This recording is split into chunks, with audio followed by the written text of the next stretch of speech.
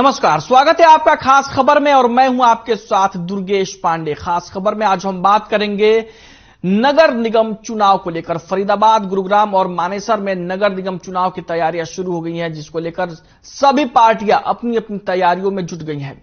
नगर निगम चुनाव को लेकर जहां प्रदेश की सत्तासीन बीजेपी ने पिछले दिनों पंचकुला में बैठक की और वहीं अब प्रदेश की मुख्य विपक्षी पार्टी कांग्रेस ने भी ताल ठोक दी है। पार्टी ने नगर निगम चुनाव पार्टी सिंबल पर लड़ने का फैसला किया है और चुनाव की तैयारियों और रणनीति को अभी से जमीन पर उतारना शुरू कर दिया है। इसी कड़ी में पार्टी के प्रदेश अध्यक्ष उदय भान ने ऑब्जर्वर की नियुक्ति कर दी है। पूर्व मंत्री गीता भुक्कल को मानेसर के लिए चीफ ऑब्जर्वर बनाया गया है और उनके साथ 4 और नेताओं को ऑब्जर्वर की जिम्मेदारी दी गई है। वहीं गुरुग्राम के लिए वरिष्ठ नेता करण सिंह दलाल को मुख्य ऑब्जर्वर बनाया गया है और उनके साथ में 4 और विधायकों को ऑब्जर्वर की जिम्मेदारी दी गई है। फरीदाबाद में वरिष्ठ नेता अशोक अरोड़ा को चीफ ऑब्जर्वर बनाया गया है और उनके साथ 5 और ऑब्जर्वर नेता बनाए गए हैं।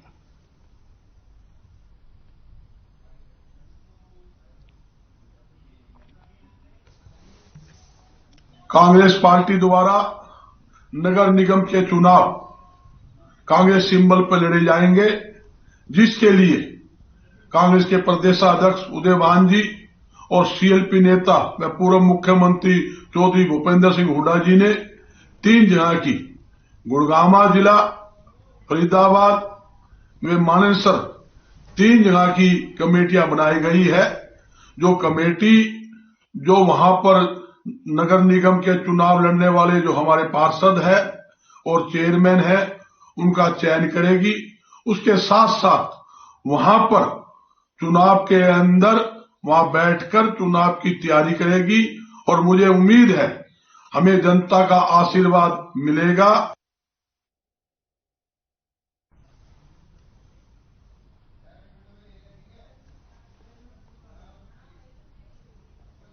तो खास खबर में आज हम चर्चा करेंगे नगर निगम चुनाव की तैयारियों को लेकर, जिसके लिए हमारे साथ मेहमानों का पैनल जुड़ा हुआ है, जिसमें कांग्रेस पार्टी से जुड़े हुए हैं बजरंग दास गर्ग जी, प्रवक्ता हैं कांग्रेस पार्टी के। कृष्ण कुटेल जुड़े हुए हैं इनेलो से, प्रवक्ता है इनेलो के। और बीजेपी से प्रवीण अत्रे जी हमारे साथ फोन लाइन पर बने हुए हैं, वो भी प्रवक्ता है बीजेपी के। तो आप सभी का बहुत बहुत स्वागत है खास खबर में हमारे साथ चर्चा के लिए।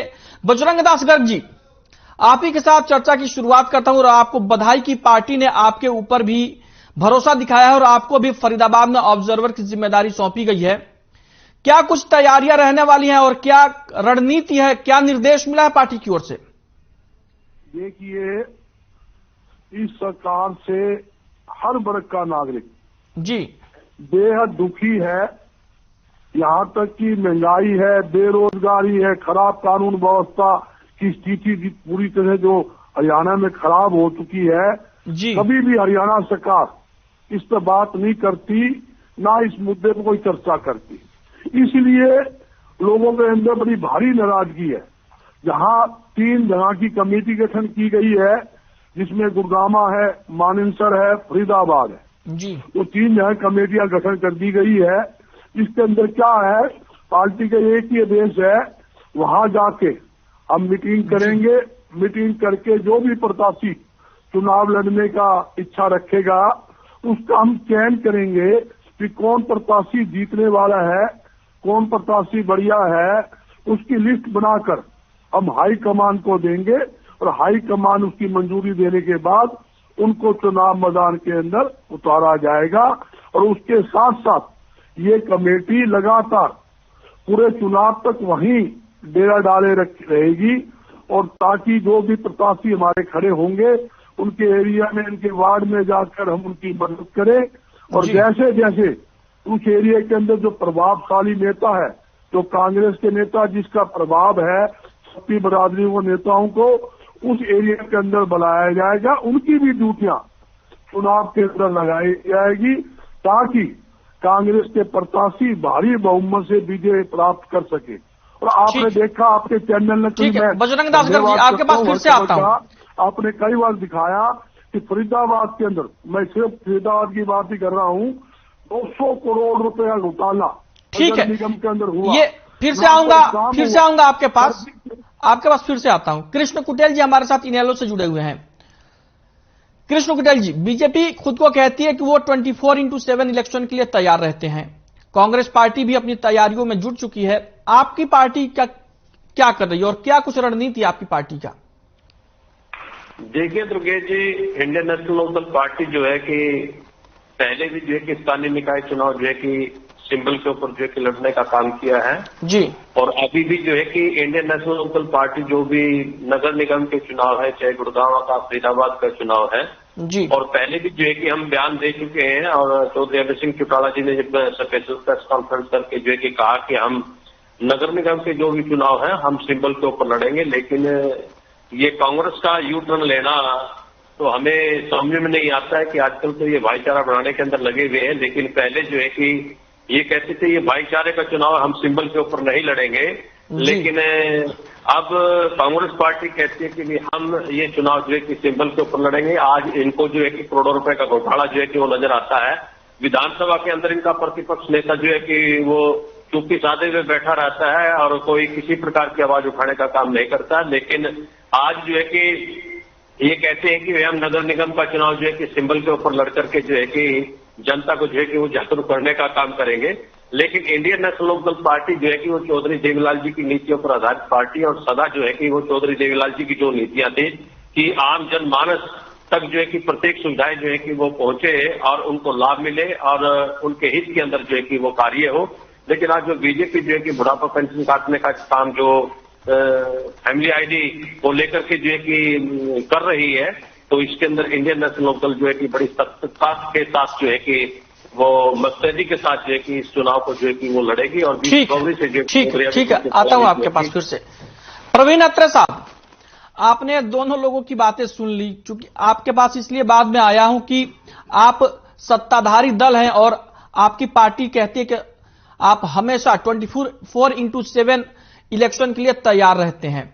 तो कांग्रेस पार्टी ने भी अपनी तैयारियां शुरू कर दी हैं और अब कांग्रेस पार्टी ने यह घोषणा कर दी है कि वो सिंबल पर चुनाव लड़ेगी। कैसे देखते हैं आप? देखिए ऐसा पांडे जी, आपने बिल्कुल सही कहा। भारतीय जनता पार्टी 24/7 चुनाव के लिए तैयार रहती है। भारतीय जनता पार्टी ने इन तीनों निकाय के लिए संगठन में नियुक्तियां, प्रभारियों की नियुक्तियां बहुत पहले कर दी थी। कांग्रेस तो आज नींद से जागी है। जो लोग चुनाव से मुंह छिपाते फिरते रहे, आज वो बड़ी बड़ी बातें करते हैं। अभी मैं सुन रहा था कांग्रेस के प्रवक्ता कहते हैं कि भारतीय जनता पार्टी के लोग या सरकार महंगाई के ऊपर चर्चा नहीं करती, जबकि विधानसभा के अंदर, विधानसभा के बाहर लगातार हम जो कांग्रेस के इस झूठ के ऊपर से पर्दा उठाते रहे। जहां तक बात है महंगाई की, एक ऐसी पार्टी जो महंगाई के लिए कुख्यात रही है, 2010, 11, 12, 12, 13 जब देश के अंदर महंगाई का आंकड़ा डबल डिजिट के अंदर चला गया था, कंज्यूमर प्राइस इंडेक्स जो है 11% से ऊपर चला गया था। आज देश के अंदर सीपीआई जो है मात्र 5.7% है। उसके बावजूद कांग्रेस के नेता एक झूठ का नैरेटिव लेके जनता को बहकाना चाहते हैं, लेकिन जनता बहुत समझदार। जहां तक बात करते हैं बेरोजगारी की, जो पार्टी ने पर्ची खर्ची से नौकरियां दी, जो पार्टी कुख्यात थी कि पैसे से नौकरी देने के लिए, भाई भतीजावाद के लिए कुख्यात थी, जिस पार्टी ने नौकरियों की बंदरबाट की, लेकिन उस पार्टी ने अपने 10 साल के कार्यकाल के अंदर मात्र 65,000 नौकरियां दी। मनोहर सरकार अपने 8 साल के कार्यकाल में 1 लाख से ज्यादा नौकरियां दे चुकी है। आज भारतीय जनता पार्टी की सरकार के समय हरियाणा आर्थिक दृष्टि से इतना मजबूत हो चुका है कि हमारी जीएसडीपी दुगने से ज्यादा हो चुकी है, पर कैपिटा इनकम दुगने से ज्यादा हो चुकी है।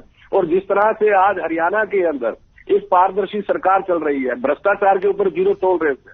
अभी फरीदाबाद के अंदर निगम के घोटाले का जिक्र कर रहे थे कांग्रेस के प्रवक्ता, लेकिन मैं हैरान हूं, ये वो लोग हैं जब सरकार ने उसके ऊपर कार्रवाई की, सरकार ने अधिकारियों की गिरफ्तारी की, सरकार ने ठेकेदार की गिरफ्तारी की, तो ये लोग उसकी भी आलोचना करने लगे थे। जो लोगों का आचरण हमेशा भ्रष्टाचार से संलिप्त रहा है, जो लोग अकंठ भ्रष्टाचार में डूबे रहे हैं, जिन लोगों ने जेल के अंदर जो गैंगस्टर थे उनको राजनीतिक संरक्षण दिया है, जिनके समय में गैंगस्टर राजनीतिक संरक्षण प्राप्त करके अपनी गतिविधियों को अंजाम देते थे, वो लोग आज किस मुंह से बात करते हैं, मुझे बड़ी हैरानी होती है।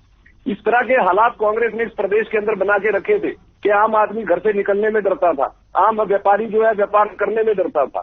आज हरियाणा ने कानून व्यवस्था को इतना बेहतर कर दिया है, लगभग 1,60,000 के करीब छोटे बड़े मझोले उद्योग हरियाणा के अंदर लगे हैं, लगभग 34 लाख से ज्यादा युवा प्राइवेट उद्योगों के अंदर समायोजित हुए हैं। 12.5 लाख युवाओं को तो फ्रेश रोजगार प्राइवेट उद्योगों के अंदर इस सरकार के कार्यकाल में मिला है। लेकिन कांग्रेसी अपने झूठ के नैरेटिव के दम पे सोचते हैं चुनाव लड़े। जब भी चुनाव लड़ा जमानत जब्त हुई, जब भी चुनाव लड़ा इनके हालात ये हो गए कि अपनी जमानत तक नहीं बचा सके। लेकिन दावे सभी करते हैं, लोकतंत्र है, लोकतंत्र में दावे करने का अधिकार है। लेकिन पांडे जी, जब चुनाव होंगे, जब वोट पड़ेगा तो आप देखेंगे कांग्रेसी मुंह तक नहीं छुपा पाएगी। ठीक है।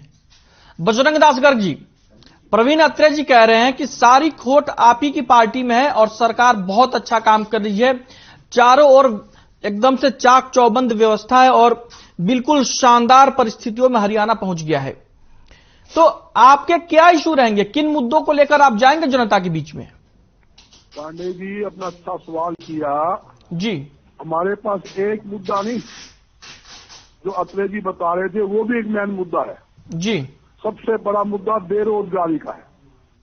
जहां प्रधानमंत्री जी ने घोषणा की थी आई साल जी 2 करोड़ युवाओं को नौकरी दूंगा, एक आदमी को नौकरी नहीं दे पाया।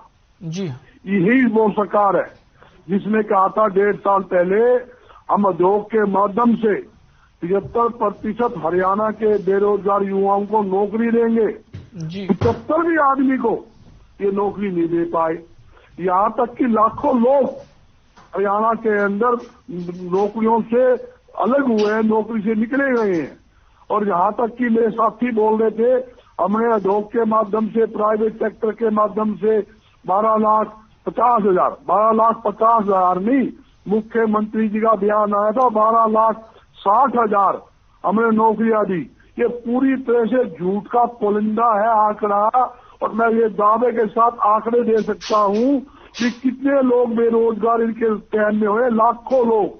मैं हर चीज का मेरे पे हिसाब है क्योंकि मैं व्यापारी का बेटा हूं, व्यापार करता हूं, मुझे एक एक चीज का ज्ञान है। आप जाकर दिल्ली के साथ लगता आप देख लो, पानीपत हैंडलूम जो टेक्सटाइल का हैंडलूम है, वहां पर कितने छोटे छोटे उद्योग बंद हुए हैं।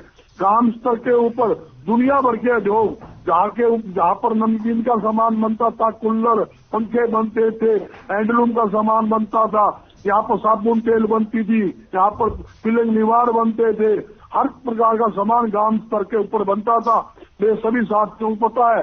और वहां पर मेरी माता और बहनों को, युवाओं को, लाखों लोगों को गांवों के अंदर ही रोजगार मिलता था। आज वो रोजगार सरकार की गलत नीतियों का 80-85% रोजगार वो हरियाणा के अंदर बंद हो गया है। मेरे साथी कहां से तो आंकड़े जनता को बयानबाजी करके गुमराह करने की बात करते हैं। दूसरी बात आएगी हमारा मुद्दा भ्रष्टाचार का। ये क्या हमने उठाया? अरे लोगों ने शिकायत की, हमारा विधायक नीरज शर्मा ने कपड़े उतार दिए थे। उसने कहा था जब तक मैं कमीज नहीं पहनूंगा, जब तक भ्रष्टाचारियों को पकड़ा ना जाए। 200 करोड़ का घोटाले का उजागर नीरज शर्मा ने, कांग्रेस के विधायक ने किया, लंबा आंदोलन किया। विधानसभा के अंदर भी बिना कमीज के वहां उन्होंने भाग लिया, आपके सामने है। और जब जाके उसके ऊपर कार्रवाई हुई, असली मुलजिम आज तक भी नहीं पकड़े गए। इसका घोटाला हो सकता है कोई, मतलब कोई काम। ठीक है बजरंग दास गर्ग जी, आता हूं आपके पास फिर से, आते हैं। घोटाला हो सकता है। कृष्ण कुटेल जी, घोटाला हमारे राज्य में नहीं हो, चूंकि घोटाला चुनाव शहरी क्षेत्र में है और इनेलो को ग्रामीण इलाकों में होल्ड रखने वाली पार्टी माना जाता है, और आपकी पार्टी की इन दिनों स्थिति बहुत ठीक नहीं है। पार्टी लंबा चल रहा है, कितने लोग मर गए, धान घोटाला आपके ठीक है बजरंग दास गर्ग जी, आ रहा हूं आपके पास। बजरंग दास गर्ग जी आपके पास आता हूं, कृष्ण कुटेल जी को बोल लेने दीजिए प्लीज। आपके पास फिर से आता हूं बजरंग दास गर्ग जी। नौकरी नहीं मिलती। कृष्ण कुटेल जी कैसे देखते, कितनी संभावनाएं देखते हैं चुनाव में आप अपने लिए? दुर्गेश जी आप चुप तो करिए इसको पहले। हाँ चुप हो गए वो। हाँ दुर्गेश जी, देखिए आप जो कह रहे कि भी इंडियन नेशनल लोकदल पार्टी की जो है कि वो स्थिति ठीक नहीं है। पीछे जो है कि स्थानीय निकाय चुनाव हुए जी, डबवाली का जो चेयरमैन बना वो इंडियन नेशनल लोकदल का बना, एलनाबाद का जो चेयरमैन बना तो इंडियन नेशनल लोकदल का बना, रानिया का चेयरमैन बना तो इंडियन नेशनल लोकदल का बना। और बहुत से ऐसे क्षेत्र है जहां पर जो है कि इंडियन नेशनल लोकदल का प्रदर्शन बहुत ही अच्छा रहा है जी। और शहरों के अंदर जो है कि इंडियन नेशनल लोकदल पार्टी का जो है कि वोट बैंक जो है कि पिछले की बजाय जो है कि वो बड़ा है, मजबूत हुआ है और शहरों के अंदर इंडियन नेशनल लोकल पार्टी की जो है स्थिति बहुत अच्छी है। और ये कहना गलत है कि भी इंडियन नेशनल लोकल पार्टी का जो शहरों के अंदर जो है कि वो स्थिति जो है कि वो बेहतर नहीं है, अच्छी नहीं है, लेकिन इंडियन नेशनल लोकल पार्टी जो है कि शहरों के अंदर बड़ी मजबूती के साथ नगर निगम का चुनाव हम पहले से ही, कांग्रेस से पहले ही जो है कि हमारी तैयारी है और हमने जो है कि मजबूती के साथ जो है कि नगर निगम का चुनाव जो है कि वो लड़ने का काम किया है। और हमारे इस चुनाव के अंदर मुख्य रूप से जो मुद्दे हैं, जो आज जो है कि भारतीय जनता पार्टी की सरकार जो है आज जो लोगों को ठगने का काम कर रही है, आज युवा जो है कि वो बेरोजगार है, आज जो छोटे उद्योग जो है आज बंद की स्थिति में है और जो है कि छोटे दुकानदार हैं जीएसटी लगा करके जो है कि उनको बंद करने का काम किया है। दूसरा जो है कि आज गरीब आदमी जो है कि वो तंग फैमिली आईडी को बना करके जो है कि इन्होंने जो है कि उनको खत्म करने का काम किया ताकि ये लोग जो है कि रोटी तक ही मौत आज रहे और राज की जो है कि बात सोचने से जो है कोसों दूर रहे। तो लेकिन यहाँ पर जो है कि भारतीय जनता पार्टी की जो नीतियां हैं वो हिटलर के समान है। जैसे हिटलर का शासन था आज उसी प्रकार से जो है कि भारतीय जनता पार्टी का शासन है और जनता उस चीज को देख रही है। आने वाले समय के अंदर जो है कि जनता जो है कि इनको सबक सिखाने का काम करेगी और मुख्य रूप से जिस प्रकार से इंडियन नेशनल लोकल पार्टी ने जो समय समय पर चौधरी देवीलाल जी की नीतियों पर विश्वास करके सरकार बनाने का काम किया, चौधरी ओम प्रकाश चौटाला जी की नीतियों पर विश्वास करके यहाँ पर सरकार बनाने का काम किया और आज चौधरी अभय सिंह चौटाला जी जो है कि उन्हीं नीतियों पर जो है कि चल करके जो है कि जनता से रूबरू हो रहे हैं, जनता के साथ बातचीत कर रहे हैं। ठीक है, प्रवीण अत्रे जी से आपकी बातों का जवाब ले लेते हैं। प्रवीण अत्रे जी, दोनों पार्टियां लगातार खामियां गिना रही हैं, कह रही हैं कि सरकार से लोग परेशान हैं। किस तरीके से काउंटर होगा ये? ये बात तो इन्होंने 2014 में भी कही थी, क्या हुआ? 2019 में कही, क्या हुआ? निकाय चुनाव में कही थी, क्या हुआ? जनता ने भरोसा जताया भारतीय जनता पार्टी को। उसके पीछे बहुत बड़ा कारण है पांडे जी। देखिए, जिस वक्त सरकार ने डीबीटी किया, डायरेक्ट बेनिफिट ट्रांसफर सीधा खाते में जाएगा, जब ये किया आप हैरान होंगे, हरियाणा प्रदेश के एक्सचेकर का 1000 करोड़ रुपए की बचत होनी शुरू हुई। ये 1000 करोड़ रुपए जा कहाँ रहा था पांडे जी? ये 1000 करोड़ रुपया उन भ्रष्टाचारियों की जेब में जा रहा था जिन भ्रष्टाचारियों ने लगातार सत्ता में रहते हुए हरियाणा के आम आदमी को लूटा। लेकिन उन भ्रष्टाचारियों को परेशानी होनी शुरू हो गई। जब उनकी जेब से वो पैसा जाना बंद हो गया, वो परेशान होने शुरू हो गए। जिस तरह से किसान को लूटा गया, किसान की जमीनों को लूटा गया, लगभग 70,000 एकड़ जमीन भूपेंद्र सिंह हुड्डा की सरकार के दौरान किसानों की लूट के बिल्डरों को दी गई। लेकिन सरकार ने जब एक पोर्टल बना दिया, भूमि पोर्टल, जहां पे सरकार खुद एक्वायर नहीं करेगी, किसान स्वयं आके ऑफर करेगा अगर वो अपनी जमीन देना चाहता है। जब ये व्यवस्था सरकार ने बना दी तो इन भ्रष्टाचारियों को तकलीफ होनी शुरू हो गई, ये भ्रष्टाचारी परेशान होने शुरू हो गए। जो भ्रष्टाचारी लगातार ये करते थे कि युवा उनके पीछे पीछे घूमता रहे, नौकरी के लिए मंत्री के पीछे घूमे, विधायक के पीछे घूमे, नेताजी के पीछे घूमे, मनोहर लाल जी ने एक पारदर्शी व्यवस्था कायम कर दी। उस पारदर्शी व्यवस्था के अंदर बिना पर्ची, बिना खर्ची, योग्यता पे नौकरी मिलेगी, ये भ्रष्टाचारी परेशान होने शुरू हो गए। जिस वक्त शिक्षा विभाग के अंदर टीचर पैसे लेके घूमते थे अपनी ट्रांसफर के लिए, क्योंकि इन भ्रष्टाचारियों ने व्यवस्था ऐसी बना रखी थी खाने के लिए। लेकिन जिस वक्त ऑनलाइन ट्रांसफर सिस्टम शुरू हुआ और जब योग्यता के हिसाब से, जरूरत के हिसाब से ऑनलाइन ट्रांसफर शुरू हुए, तो ये भ्रष्टाचारी परेशान होने शुरू हो गए। आपको जान के हैरानी होगी पांडे जी, जो बुढ़ापा पेंशन जिसका यहाँ जिक्र हो रहा था, जब सरकार ने उसका बैंकों के में डायरेक्ट जमा होगी ये व्यवस्था की थी, इन भ्रष्टाचारियों ने बड़े चिल्ला चिल्ली की थी, बहुत इन्होंने शोर मचाया था। वजह थी 3.25 लाख ऐसी पेंशन थी जो व्यक्ति एग्जिस्ट ही नहीं करता था या जिसकी मृत्यु हो चुकी थी, लेकिन उसका पैसा भी जा रहा था। वो किसकी जेब में जा रहा था? इन भ्रष्टाचारियों की जेब में जा रहा था। जब इनकी जेब में वो पैसा जाना बताइए पांडे जी, ये पूछो कितनी लाखों लोगों की पेंशन काटती है, ज्यादा छोटे बड़े बात तो करने में क्या फायदा है? आता हूँ बजरंग दासगढ़ जी, आपके पास ही आता हूँ, कंप्लीट करने दीजिए, प्रवीण अत्रे जी को कंप्लीट करने दीजिए। गर्ग साहब, आप ही के पास आता हूँ। नौकरी के फार्म के नाम से भ्रष्टाचार 206 करोड़ रुपए। पांडे जी, इसे सवाल को पूछिए, बात को कहाँ घुमा के कहाँ ले जाते हैं ये लोग? लेकिन प्रदेश में एक ऐसा मुख्यमंत्री आ गया जिसने इन व्यवस्था को पूरी तरह से बंद कर दिया, तो इन भ्रष्टाचारियों को परेशानी होनी शुरू हो गई। जब हम कहते हैं कि 12.5 लाख युवाओं को इस सरकार ने प्राइवेट उद्योग के अंदर नौकरी मिली, तो इन भ्रष्टाचारियों को लगने लगा कि भाई ये व्यवस्था तो हमारी पकड़ में थी, अब ये व्यवस्था भी हमारे हाथ से चली गई, तो ये भ्रष्टाचारी परेशान होने शुरू हो गए। तो इनकी परेशानी का कारण है इनका वो भ्रष्टाचार जो लगातार इनके अंदर घर कर गया था, लेकिन मनोहर लाल जी ने उस भ्रष्टाचार को पूरी तरह से खत्म कर दिया और अब ये इस तरह से विधवा विलाप करते हैं, इस तरह का ठीक है, अत्रे साहब जवाब ले लेते हैं बजरंग दास गर्ग जी से। रुदाली रुदन से काम नहीं चलेगा, क्योंकि योजनाओं का लाभ डायरेक्ट जनता को मिल रहा है, जनता सरकारी योजनाओं का लाभ ले रही है, प्रदेश का किसान खुश है, प्रदेश का मजदूर खुश है, प्रदेश का व्यापारी खुश है। ठीक है, अत्रे साहब जवाब ले लेते हैं बजरंग दास गर्ग जी से। वोट देके ये साबित भी करता है बजरंग दास गर्ग जी, भ्रष्टाचारी परेशान है। बजरंग दास गर्ग जी, चूंकि एक मिनट बात सुन लीजिए, ये चुनाव स्थानीय निकाय के चुनाव है, तो इसमें लोकल इशूज भी होंगे, केवल प्रदेश की बातों से तो काम नहीं होगा। ये बिल्कुल सही बात है, लोकल इशू बहुत है, लोकल इशू विकास के हैं, लोकल इशू जल्दी कंप्लीट करिएगा, समय की कमी है। अभी भी आपने देखा नगर निगम के अंदर प्रॉपर्टी टैक्स के अंदर कितना बड़ा घोटाला हुआ, जो सर्वे हुई, सर्वे सारी गलत हो चुकी। इन्होंने जो टेंडर दिया ठेकेदार को, जयपुर की कंपनी को 18 करोड़ 11 लाख रुपए का टेंडर दिया, मगर उसका भुगतान कितना किया? 42 करोड़ 50 लाख रुपए उस ठेकेदार का भुगतान किया, जबकि नगर निगम के कमेटी ने, चेयरमैन ने, हाउस ने पास कर दिया इसकी सर्वे बिल्कुल सरासर गलत हुई है, इसकी पेमेंट रोकी जाए, इसके जुर्माना लगाया जाए। उसके बावजूद भी सरकार ने मिली भक्ति करके मलाई खाकर उसको पेमेंट 18 करोड़ 11 की बजाय 42 करोड़ 50 लाख की कर दी। ये बड़ा मुद्दा है। आउट टैक्स अनाप शनाप बढ़ा दिया, ये बड़ा मुद्दा है। तो शहर के अंदर विकास कार्य नहीं हुए, ये बड़ा मुद्दा है। यहाँ तक कि इन्होंने घोषणा की थी सीसीटीवी कैमरे, हम पूरे हरियाणा में सीसीटीवी कैमरे सरकारी खर्चे पर लगाएंगे, कहीं सीसीटीवी कैमरे नहीं लगे, ये बड़ा मुद्दा है।